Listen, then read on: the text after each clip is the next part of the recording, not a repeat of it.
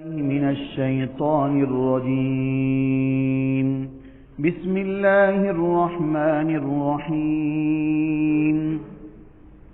واتبعوا ما تتلو الشياطين على ملك سليمان وما كفر سليمان ولكن الشياطين كفروا يعلمون الناس السحر وما أنزل على الملكين ببابل هاروت وماروت وما يعلمان من أحد حتى يقولا إنما نحن فتنة فلا تكفر فيتعلمون منهما ما يفرقون به بين المرء وزوجه وما هم بضارين به من أحد إلا بإذن الله ويتعلمون ما يضرهم ولا ينفعهم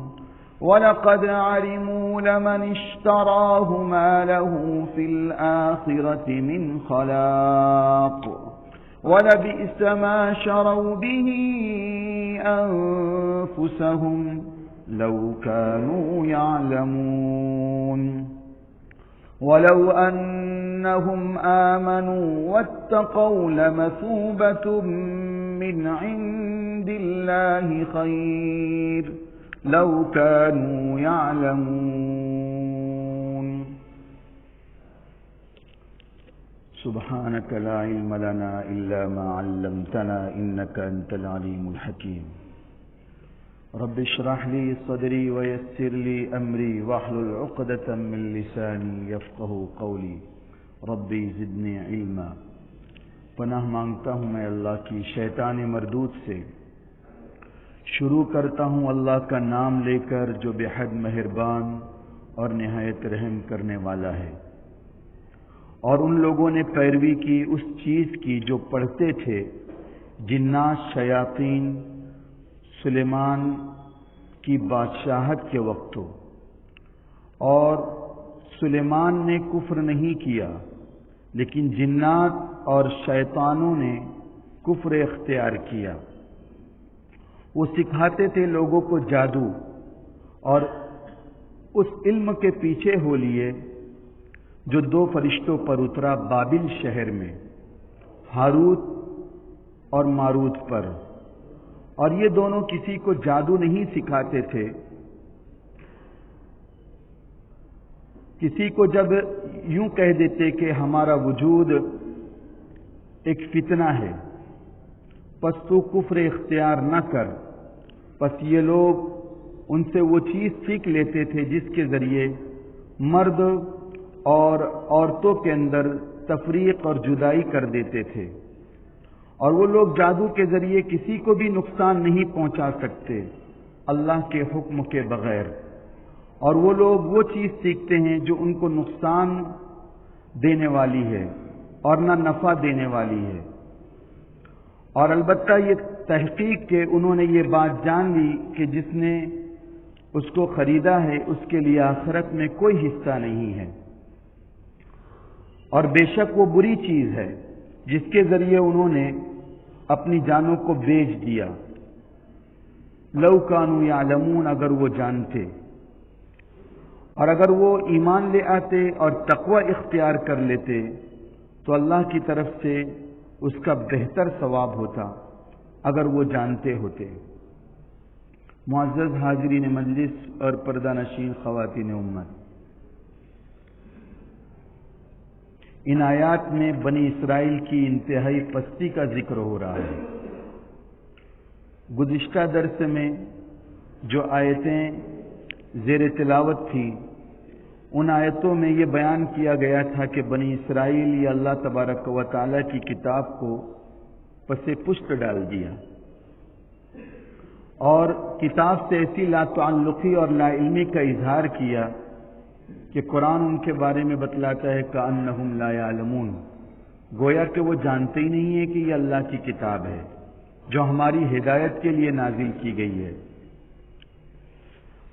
اب ان آیات کے اندر اللہ تبارک و تعالی نے ان یہودیوں کی ایک گھٹیا حرکت کی طرف اشارہ کیا ہے کہ یہ لوگ یعنی یہ یہودی اللہ تبارک و تعالی کی حقیقی وحی کو ماننے سے انکار کیا کرتے تھے اور اس حقیقی وحی کو تسلیم کرنے کے بجائے جادو اور سکلی عملیات کی پیروی کیا کرتے تھے۔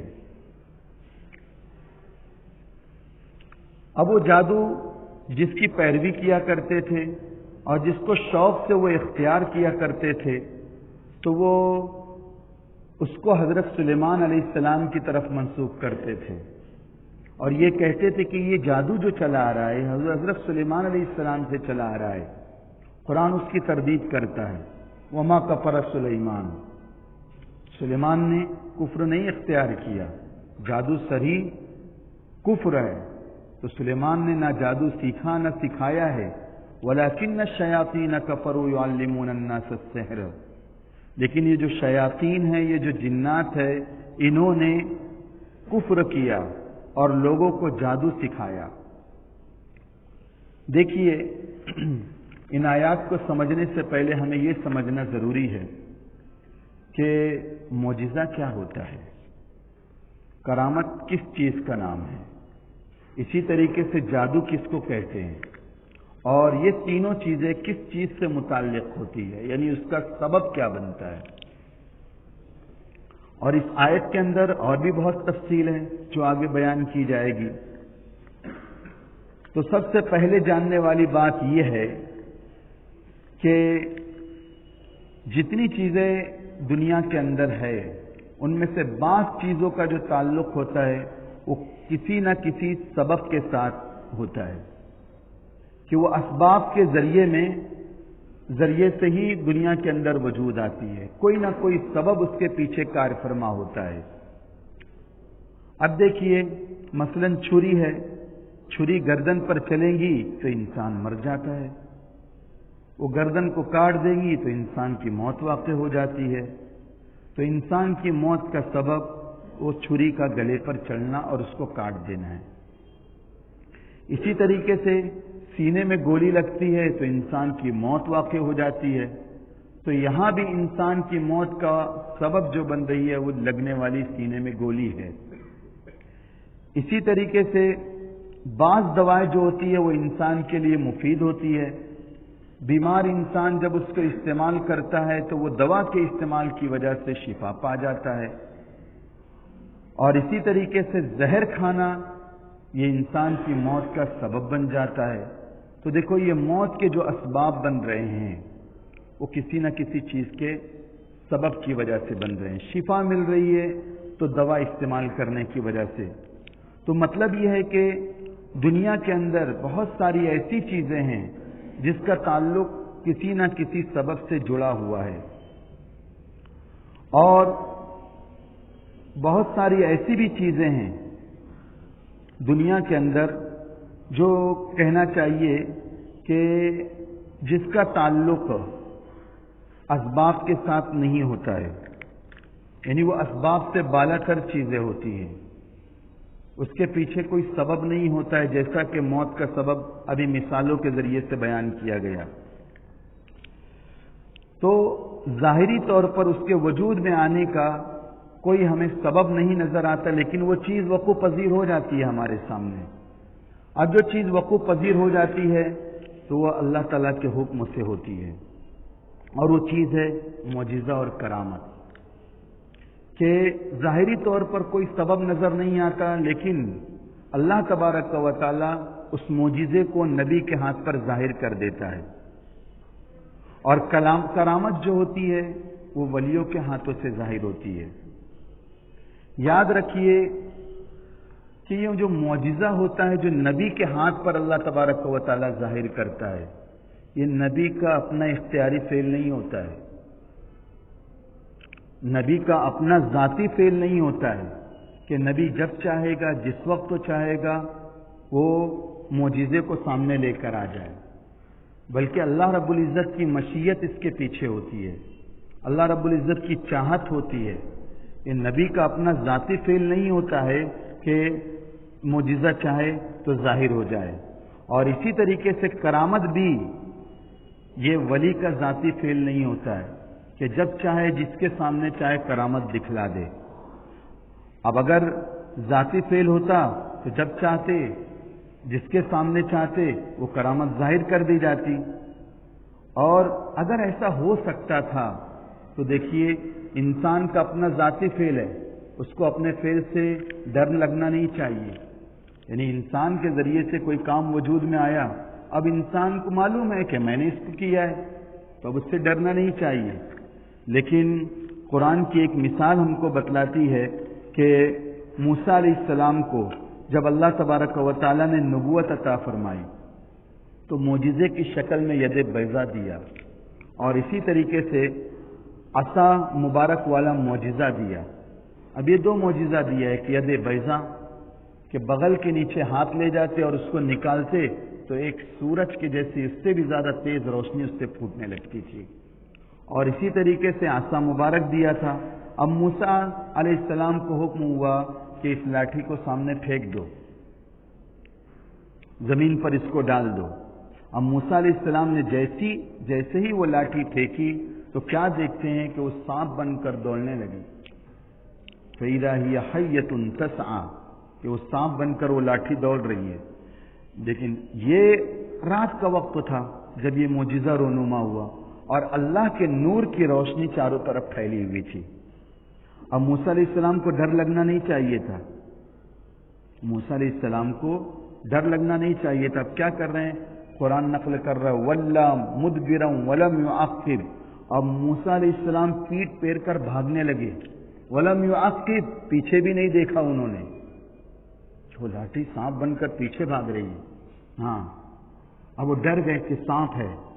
اب وَلَّا مُدْبِرًا وَلَمْ يُعَقِّبْ, اب یہاں پر موسیٰ علیہ السلام کو ڈر واقع ہوا. تو ڈر کیوں واقع ہوا؟ ان کا اپنا ذاتی فعل نہیں تھا کہ سانپ بنانا, اور یہ نہیں چاہتا موسیٰ علیہ السلام نے کہ لاٹھی زمین پر ڈالی جائے گی تو سانپ بن جائے گی. تو ڈرے کیوں اگر ذاتی فعل ہوتے؟ تو اس کا مطلب یہ ہے کہ ان کا ذاتی فعل نہیں تھا, اختیاری فعل نہیں تھا. تو معجزہ ایسا ہی ہوتا ہے. اور یہ بات سے یہ ثابت ہوتی ہے ایک چیز کہ دیکھیے کہ اگر کوئی سامنے تکلیف دینے والی چیز ہے اور اس سے اگر بچا جائے تو یہ ایمان کے خلاف بھی نہیں ہے. کوئی سامنے اگر مضی چیز آ جائے, تکلیف دینے والی چیز آ جائے, اس سے گھبرا کر اگر بھاگ رہے ہیں اور ڈر رہے ہیں تو یہ ایمان کے منافی چیز نہیں ہے. اور ظاہر بات ہے کہ انبیاء علیہ الصلاۃ والسلام سے زیادہ مضبوط کس کا ایمان ہو سکتا ہے؟ یہاں موسیٰ علیہ السلام کا گھبرانا بھاگنا یہ ایمان کے منافی نہیں ہوا. تو اللہ تبارک و تعالیٰ نے موسیٰ علیہ السلام سے کہا اقبل ولا تخف, اے موسیٰ گھبرائیے نہیں, اس کی طرف متوجہ ہو جائیے, خوف نہ کیجیے اس سے. بلکہ بیان کیا خذھا, ایک جگہ بیان کیا گیا سورہ طٰہٰ کے اندر خذھا ولا تخف, اس سے ڈریے نہیں, اس کو پکڑ لیجئے.